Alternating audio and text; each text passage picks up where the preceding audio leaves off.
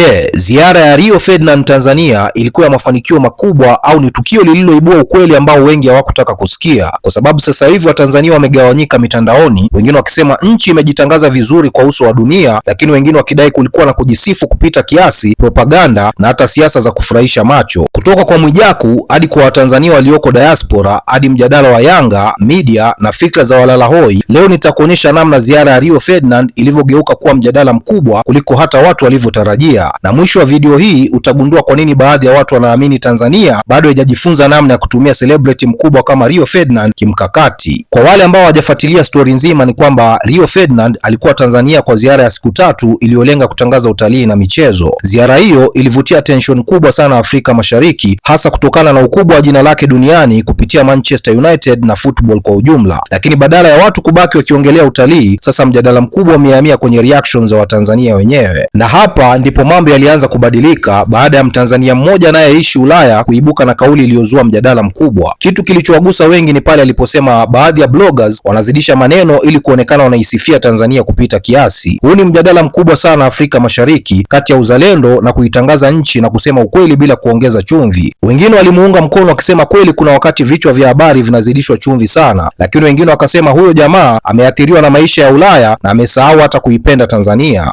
Yes bana, mambo vipi? Mtu wa Ulaya hapa. Leo nimekutana na hii video hapa ikiwa na hii caption.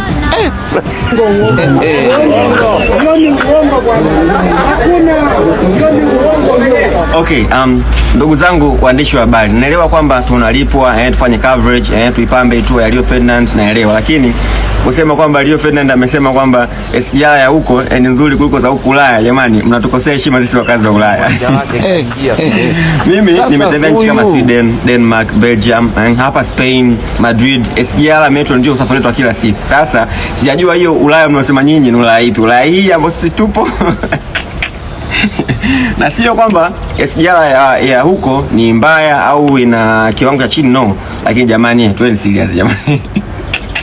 Labda mngesema Rio Ferdinand ameshangazwa SGR ni nzuri kuliko za Uingereza, kwa sababu mimi Uingereza sija kufika, lakini kusema Ulaya nzima. Anyways, ni jambo zuri sana. Nimeona Rio Ferdinand amepata mapokezi makubwa sana. It's a very big thing. I hope itasaidia kwenye sekta ya michezo na sekta ya utalii. Lakini kwenye swala ya SGR ni waandishi nyinyi. Lakini aliyetikisa zaidi mjadala huu ni influencer maarufu Tanzania Mwijaku. Alichosema kinaonekana rahisi, lakini kina logic kubwa sana kwenye dunia hii ya branding na marketing, kwa sababu kwa sasa thamani ya celebrity visit haipo tu kwenye kupiga picha, bali ipo kwenye exposure ya social media. Issue ikawa kama Rio Ferdinand hata post Tanzania kwenye akaunti zake zenye mamilioni ya followers, je, Tanzania itanufaika kiasi gani? Na hapa ndipo baadhi ya Watanzania wakaanza kusema huenda Tanzania bado haijajifunza kutumia global celebrities strategically. Ujio wa Ferdinand Rio ni ujio mzuri sana, unapelekea kuitangaza nchi, lakini endapo Rio ataposti. Kama Rio hatoposti, work done is equal to zero, tunakuwa hakuna tulichokifanya. Kwa hiyo nimuombe Gerson Msigwa, pambana uwezavyo, mwambie Ferdinand aposti, au waambie timu yalokuja nayo management yake waposti, au kama kuposti kwenye page yake kuna gharama yoyote, basi sisi tuchangie Watanzania hizo gharama ili aweze kuposti. Tusikubali aondoke hapa bila kuposti. Na wajua tabia za mastaa, najua tabia za mastaa. Tusikubali aondoke hapa bila kuposti. Kama kuposti kwenye page yake kuna gharama yoyote, tuambieni Watanzania, tupitishe bakuli, tujichange, tuko tayari kujichanga ili aweze kuposti. Hilo la kwanza. La pili, Ali Kamwe, kuna vitu vingine tusivifanye kama big deal. Tusivifanye kama big deal. Mina Ali kumuonyesha goli la Clatous Chama ni sehemu ya entertainment, ni sehemu ya burudani tu. Apart from that, hiyo ndio habari ya mjini sasa hivi ina trendi. Ni sawa sawa kama sasa hivi tuanze kuleta mambo ya miaka miwili nyuma umuonyeshe sasa hivi. Ndio maana hata mwenyewe aliuliza hii issue ni ya current au ya muda, alivyoambiwa ni ya muda huu, akatake it. Lakini mambo yalizidi kuwa moto zaidi baada ya mjadala kuhamia kwenye football fandom. Hapa tunaona jinsi mpira wa miguu Tanzania ulivyo na hisia. Wengine waliona yule mwandishi wa habari alikuwa anafanya kazi yake ya kawaida kwa kumwonyesha Rio Ferdinand baadhi ya clips za ligi ya Tanzania, lakini upande mwingine ukaona kuna ajenda fulani dhidi ya klabu yao, na hii inaonyesha namna mpira wa miguu Afrika Mashariki umekuwa sehemu ya identity ya watu, sio mchezo tu. Leo nimeumizwa kutoka moyoni. Kitendo mlichokifanya mashabiki wa Yanga, kitendo mlichokifanya mashabiki wa Yanga sio jambo la kuliunga mkono wala sio jambo la kulichekea. Kumbukeni, serikali imeumiza kichwa, wizara ya michezo imeumiza kichwa kwenda kumleta mchezaji wa zamani wa Manchester United Fernandes. Sababu ya kumleta, kuitangaza nchi yetu kwa sababu tuna AFCON. Sababu ya kumleta, kutangaza mpira wetu wa Tanzania. Haya, tufanye sawa. Minali kakosea kumuonyesha lile goli paka mmeweza kumshambulia na kuweza kumsema vibaya yule mgeni wetu. CNN hajamposti Chama, dunia hajamuongelea Chama. Wa kwanza kusema kwamba goli la Chama liende duniani kagombea tuzo za dunia ni Fernandes. Dunia simezungumza. Baba niwaeleweshe kwa nini Minali alimuonyesha yule. Alimuonyesha video kwa sababu yule kaida kwa ajili ya kutangaza mpira Tanzania. Na moja ya tukio kubwa la mpira wetu Tanzania, lile goli la Chama. Na ndio tukio pekee limezungumzwa sana duniani. Unataje kumuonyesha tukio kama lile? Mnaanza kumvaa dada watu, mnamshambulia maneno magumu, maneno ya hatari, mmeanza kumwingia hadi ndani. Sisi tuna mavideo yenu. Vijana mmefanya mambo ya kipuzi kabisa, mashabiki wa Yanga. Nimewadharau. Tena mimi naiomba serikali, wizara ya michezo, hawa vijana sio kuachekea. Hawa vijana sio kuangalia hivi, wa kufuatiliwa na ikiwezekana wafungiwe. Hakuna kuzungumza mpira kwa sababu mnapanda tu kichwani. Nyinyi hivi kwa akili yenu, nyinyi mnahisi Yanga serikali. Yaani mnahisi yani Yanga nyinyi mnaweza mkaamka tu, mmeamka na maziwa yenu midomoni, mkalopoka mkahisi Yanga serikali. Hivi hamwisi kama nyinyi mmekosoa serikali? Jinsi mnapomchambua yule, hatufanye yule beki kapata mtu wa kumtafsiria.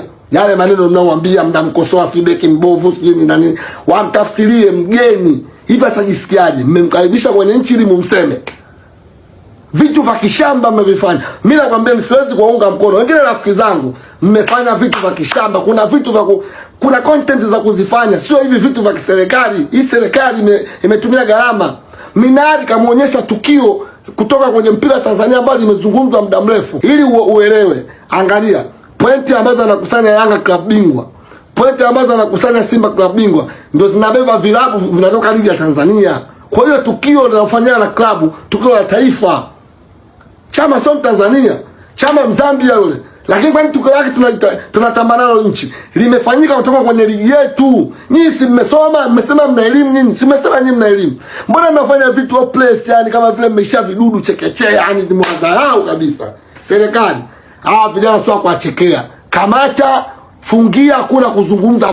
Lakini sasa kuna sehemu ambayo mjadala uliingia deep zaidi. Huyu jamaa aliamua kuangalia hii issue tofauti kabisa, sio kama burudani tu, bali kama psychology ya jamii. Alipozungumzia siasa za kiini macho na fikra za walalahoi, watu wengi walihisi ameenda mbali sana, lakini wengine wakasema amezungumza ukweli ambao wengi wanaogopa kusema. Hii ndio sababu story ya Rio Ferdinand imekuwa kubwa sana Tanzania, kwa sababu haijaishia kwenye football au utalii peke yake. Imegusia pride, mentality, social media culture na namna watu wanavyoiona nchi yao. Nataka nikupe somo kidogo kuhusu siasa za kiini macho na fikra za walalahoi. Ipo hivi, serikali yoyote ile inayopiga kazi na kudeliver kwa watu wake, inayopigania ustawi wa watu wake na yenye kitu concrete cha kuonyesha, wakati wote huwa inahakikisha kwamba attention ya umma haibanduki kwenye yale inayoyafanya. Ni kwa sababu moja tu, haya mambo yanaipa serikali legitimacy. Yanashuhudia umma kwamba kweli serikali yenu inapiga kazi.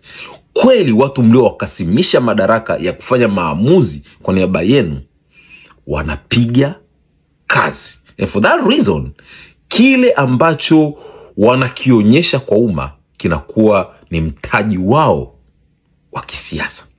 Sijui unaona? Sasa kinyume chake pia ni sahihi.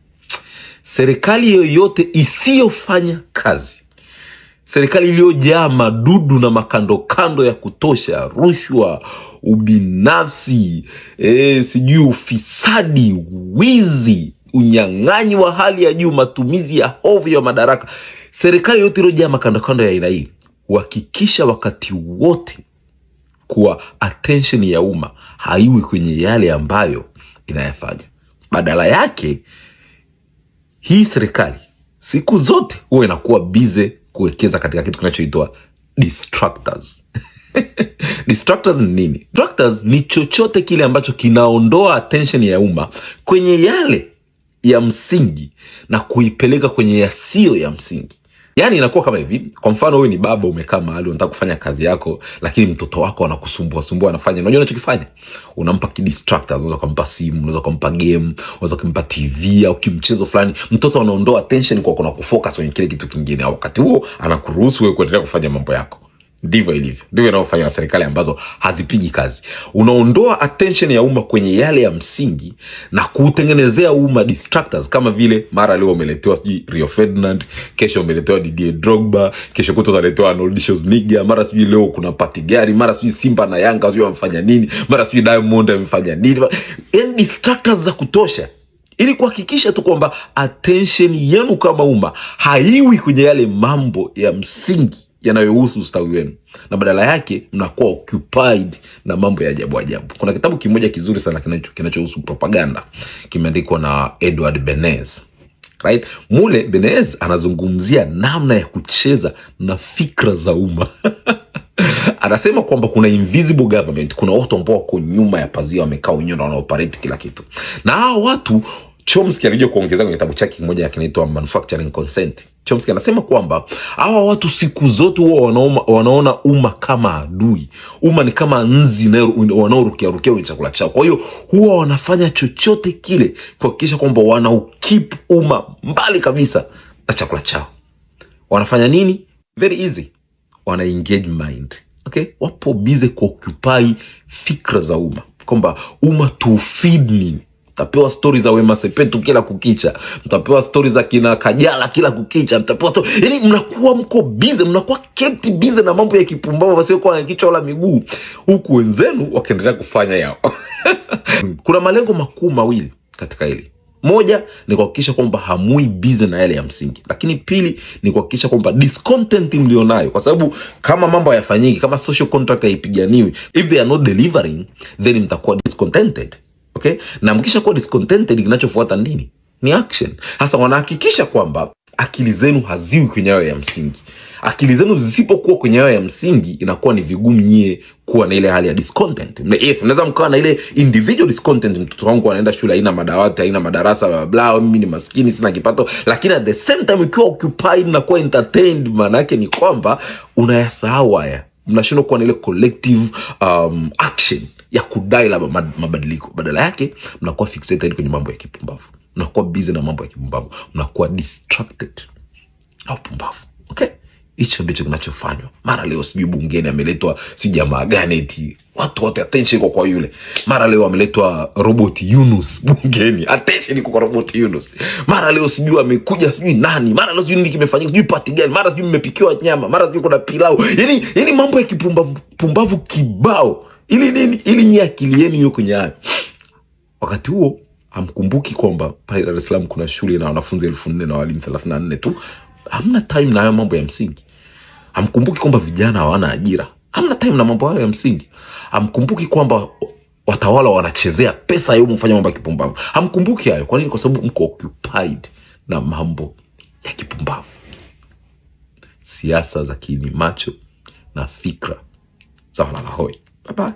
Lakini sasa swali kubwa linabaki, je, Watanzania walifanya vizuri kuitangaza nchi yao mbele ya Rio Ferdinand au excitement ilizidi mpaka baadhi ya watu wakaona kuna overhype? Na je, celebrity visits kama hizi zinasaidia kweli Afrika Mashariki kimataifa au zinatumika zaidi kwa content za mitandaoni? Niachie maoni yako kwenye comment section, hasa kama uko Kenya, Tanzania au diaspora. Nataka kujua wewe unaonaje hii story yote. Bwana, mimi naitwa Rish Mizuka, sauti ya vijana wa Afrika Mashariki. Namba 1 ni mimi, namba 2 ni mimi, namba 3 ni mimi, 4 na 5 na waachia nyinyi hapo. Bwana, tukutane kwenye video ijayo.